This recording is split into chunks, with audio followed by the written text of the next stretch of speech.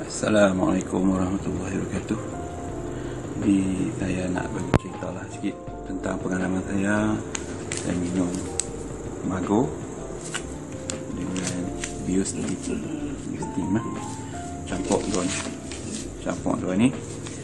Hari Khamis itu saya minum.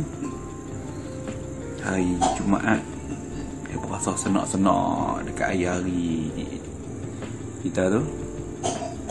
Memang dia proses pengeluaran batu karang. Dan hari ni tengah hari Sabtu, barulah dia keluar sebiji. Sebelum ni keluarlah 3 biji. Dia baru keluar sebiji. Saya tunjuk dia putih dia.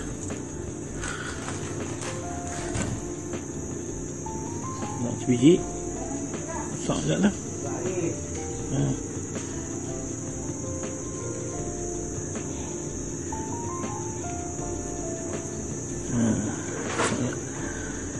Kecil sikit daripada Makcik Happy.